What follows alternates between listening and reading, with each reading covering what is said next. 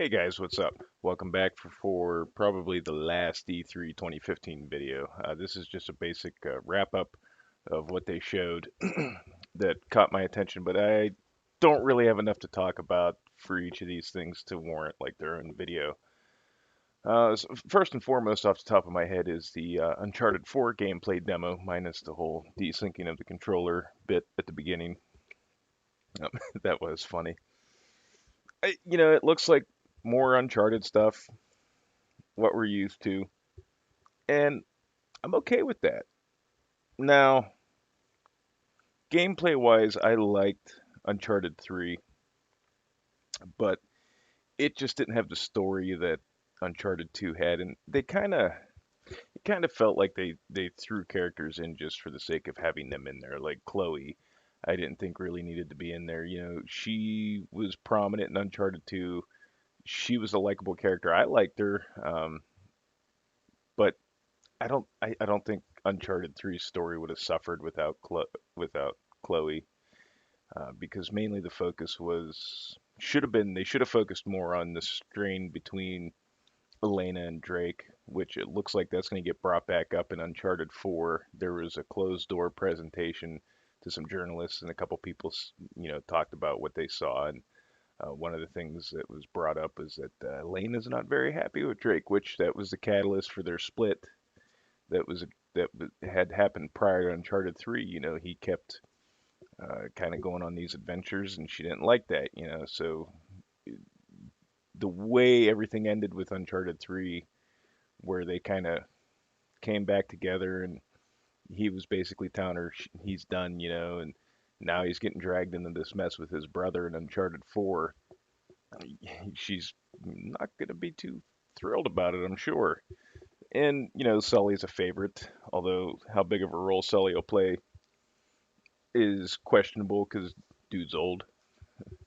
But, I mean, I hope they don't just like try shoehorning characters in there again that don't really have to be in there to fulfill the plot. So plus it'll be interesting to see where the story goes since Amy Hennig is no longer with Naughty Dog, and she was like the main creative force behind the Uncharted trilogy.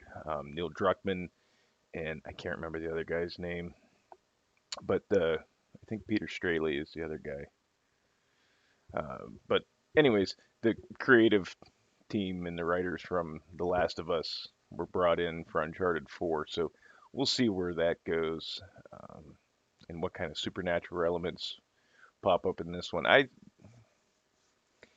They have in each game. I think the Jin angle in the third game was probably the weakest, but I don't know how I feel about. It's going to be, you're going to expect it, so maybe skip it this game just to throw people a loop. Maybe throw them something they're not expecting. But I'm sure there will be some sort of supernatural element in the game towards the third act. But that's just how it is with these games. I'm sure it'll be good. I mean, will it chop? Will it top Uncharted 2? Who knows? We'll see what happens. But it's something I'm looking forward to, and I'm a huge Uncharted fan. It was one of the reasons I got a PS3. So we'll see how it goes. Another game that actually was recently brought to my attention today through a comment from one of my subscribers, Star Hunter. Thank you for bringing this up too. And I checked out the trailer, and it looks kick ass. And I have no idea how I missed it during the Microsoft conference. I kind of dozed off a little bit because I was watching it when I got home from work, so it might have been when I fell asleep in my chair. But the game is called ReCore. And I'm sorry if you have Keiji Inafune, who, if you don't know, is responsible for Mega Man and a lot of great Capcom properties. And the team that did the Metroid Prime trilogy, that just has win all over it. But it's got an interesting concept. It looks to be like a post-apocalyptic type of scenario. This girl and this like robo dog are walking through this desert, and they kind of a storm kicks up, so they take shelter, and they're attacked by these other robots. And she's got like a rifle, and her and this little robo dog, they're taking out these little like weird spider thingies. and they eventually get overwhelmed by them. So the dog sacrifices itself, takes them all out, but it leaves a blue core. So she walks over, and it was kind of sad when the dog uh, sacrificed itself to take out the spider robots because it was like, oh. But she picks up this blue core that was left behind by the dog, and actually earlier in the trailer, she picks up a red core from one of the spiders that she destroys. But she takes the blue core and there's like this kind of sentinel looking thing over in the corner, and she sticks it in there, and it comes online, and it recognizes her. So I'm gonna take away from that these cores are like, for lack of a better term, like a soul, or for these mechs or whatever they are. But they open up a door, and then there's like this real big spidery robot in the next room, and that's kind of where the trailer ends. But it looks to be a neat concept, and you know, I'm gonna take a stab in the dark here and say that there's probably puzzle solving based on taking the core out of your companion and putting it in a different shell, I guess you could say, to kind of overcome certain obstacles and things like that. So that's something that looks like it's going to be pretty cool. And that is an Xbox One exclusive, and it it looks to be like they're finally going to start doing exclusives a little closer to being the way I think they should be. New franchises. That's how I think it should be. New franchises and first party franchises. Those are what should be exclusives, not third party franchises that are on their ninth, 10th, 11th, 12th iteration, and then all of a sudden they're a console exclusive as opposed to being multi platform like they used to be. So, and it's refreshing to see some new franchises coming. I already talked about Horizon Zero Dawn. That looks fucking badass. So the PlayStation 4 is getting a cool looking new IP. The Xbox One's getting a cool looking new IP. Ironically, they're both post apocalyptic and involve robots and a female uh, main character. Some of the other games that got my attention, and I mean, I've been interested in them since I heard rumblings that they were coming out. But Mirror's Edge 2 looks like it's off to a promising start. Street Fighter 5, they revealed a few more characters, which I mean, like the basics and it'll be there, but they showed Cammy and Bison, who was announced like a month ago, but we got to see him in action. Birdie and Charlie, which I'm still kind of interested to see how they're going to explain him coming back. Um, they showed off the Last Guardian, but I gotta say, to be perfectly honest with you, while the concept is really cool, and I kind of felt something for the little boy and the Guardian itself, like that connection there between them was, I think, done really well. Um, it still looks like a PlayStation 3 game. Like, what the fuck have they been doing for the last 6 years? It doesn't look like it's any different than what they revealed 6 years ago. They skipped a whole console generation, and the game looks the fucking same. Um, it didn't blow me away, and there's just something about that game that it has doom written all over it. Like, I do not see that game coming out. Because, like I said, I mean, if you've made 6 years of so-called progress, where's it at? Nothing in that demo looked like it was new or has been iterated upon. It looks like it could run off of a PlayStation 3. Looks no different. I mean, if you find screenshots and press releases of The Last Guardian from 6 years ago, it looks exactly the fucking same. I cannot stress that enough. And that's just, I expected something more from it when they started talking about it and they showed it. And when they showed it, I was like, okay, maybe just this is a work in progress. And then when the Guardian came out and he looked like, I swear to God, man, it looks like he has the same fucking exact same textures that he had 6 years ago. No improvement whatsoever. I was like, oh dear fucking God. So I'm not even gonna hold my breath on the possibility of this game coming out in this console generation because I don't know, man. I do not have faith in the Last Guardian. It just and that's sad because it looks like a really intriguing premise. And I played Shadow of the Colossus and I played Ico, and they were good games. And I'm sure this would be a good game. Like I said, the relationship between the little boy and the Guardian is really done well. Like the Guardian kind of like there was a lot of like kind of just quirks to him, like when the kid was climbing down the ladder and trying to walk across the plank, like the Guardian would look at him all kind of worried, like in case like is he gonna fall or whatever. And I, I think it's gonna be done well if it ever does come out, but I don't know, man. I don't know. I just don't see it really just hitting seeing the light of day.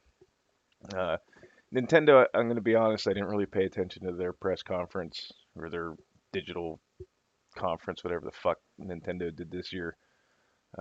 Really, the only Nintendo game coming out this year that I'm kind of looking towards is Yoshi's Woolly World, because I'm a Yoshi fan because I fucking love dinosaurs. But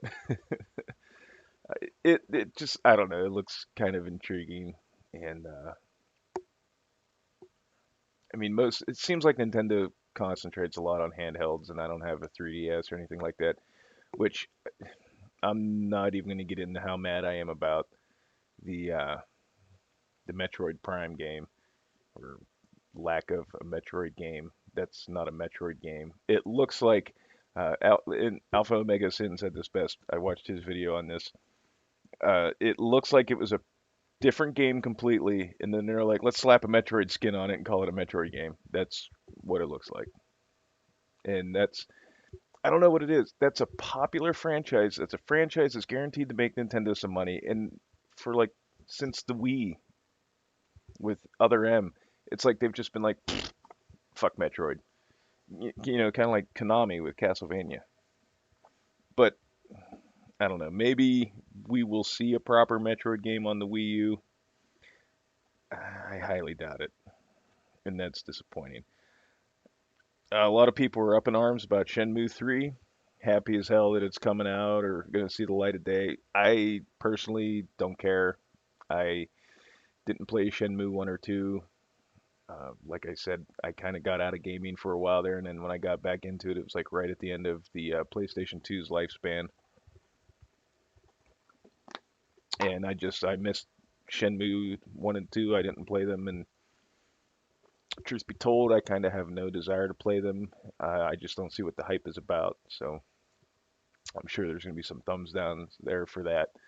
But I mean, to the people that are excited and want to play Shenmue 3, I'm glad that you get to at some point in time. I'm not one of those people like, oh, I don't like it, fuck Shenmue 3. There's people out there that have been waiting for this game, and now that chance is going to be coming. So, I'm happy in that aspect that people are getting what they want. Same way I'm happy that the Final Fantasy VII remake is finally happening because I liked Final Fantasy VII.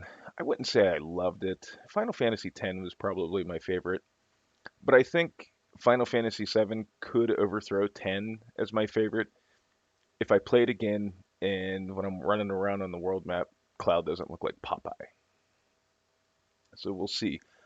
It was a good game, like I said, very good game. I put a lot of hours into it. I still have the original PlayStation 1 release somewhere around here in one of my collection bins, and I would play it again if I ever had the time. But I guess maybe now I'll just wait. I would say though, probably a 2017 release because I think that's when that'd be the 30th anniversary, or not the 30th, the 20th anniversary of Final Fantasy VII. So I wouldn't look for it next year. And I mean, we don't even know what kind of state the game's in. They showed a CG trailer and they didn't show any gameplay whatsoever. So I mean, it's hard to say how far along they are. But I almost guarantee, Square was always like, well, we're only going to do it when it feels right, and it probably feels right because they're in need of money, would be my guess.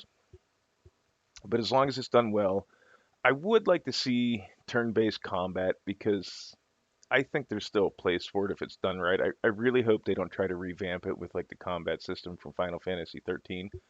As much as I liked that combat system, I don't want to see it in Final Fantasy 7. I played The Lost Odyssey for the Xbox 360, and that was probably the most recent turn-based RPG I played, and it still works. I mean, it's a little slower paced, but it gets the job done. Um, I talked about Fallout 4 and all the other stuff I'm excited for, so I'm trying to think what else there could be. I did start playing, I hate to say it, I downloaded the Fallout Shelter app onto my iPhone because I had a Droid or I had a Galaxy S4 and it was just shit in the bed. I could be sitting right next to my router and it would lose Wi-Fi connection and stuff. I even thought maybe it was my router and bought a new router and still had issues and blah blah blah blah. So I ended up getting an iPhone over the weekend because it was free and I'm cheap. And I downloaded the Fallout Shelter app. And it's pretty cool. I hate to admit that I've probably sunk more time into it than I should, but it's a neat little tide me over until Fallout 4 comes out. Still not real thrilled that Fallout 4 and Rise of the Tomb Raider have the same release day, but there's, nothing I can do about it. Also announced after I made my videos on it, there's a possibility that mods for Fallout 4 could be coming to the PlayStation 4. I guess they're looking into it, but nothing's in concrete yet. Either way, I still think it's a big thing. And I know people were like, well, you're not going to be able to run like the texture replacements and all these huge files that require things like in Skyrim, you need the extend the script extender and stuff like that. And no, nobody expects you to be able to run mods like that on the Xbox One. But the fact that you're going to be able to have access to even a quarter of the mods that are out there, let's say, it's still something, that will extend the life of the game and it opens up possibilities to other things. And people just gotta fucking be dumb about everything, it seems like. Also, the Gears of War Ultimate Edition and Killer Instinct will be coming to Windows PCs. I thought that was kind of interesting. I figured maybe they'd try to keep that stuff exclusive to the Xbox One. But it seems like a lot of Xbox One exclusives are coming to PC.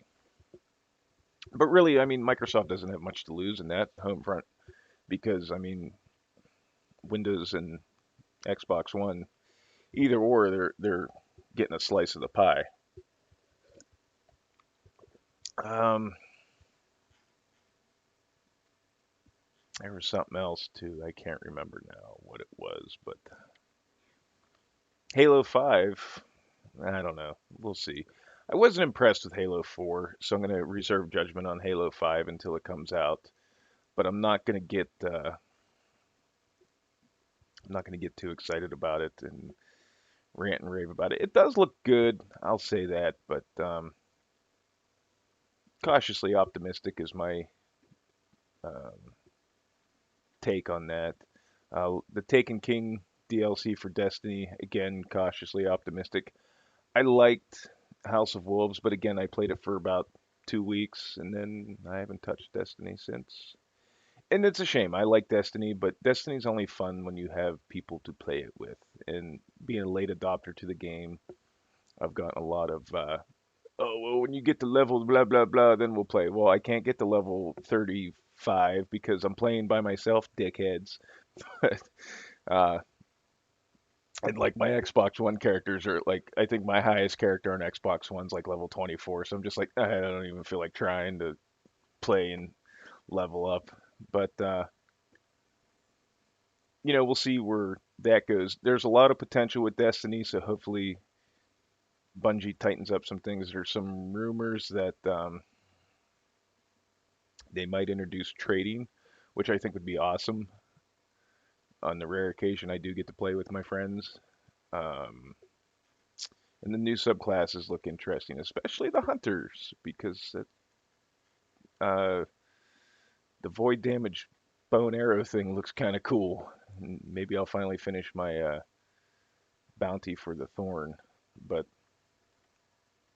There were some other games showed off that they looked interesting, but it's again not enough information was given for me to get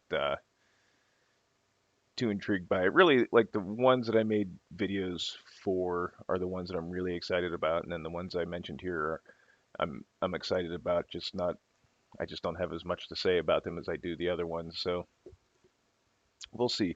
All in all, I don't do the whole who won E3 thing because frankly I don't give a fuck. I thought they all did fairly well except for Nintendo. Their thing was kind of boring, but uh, innovation is what they need to do and keep bringing out new strong IPs, making the IPs that they have stronger, and the gamers win. That's what's important. I want to thank you all for watching, and we'll see you in the next one. All right, have a good one.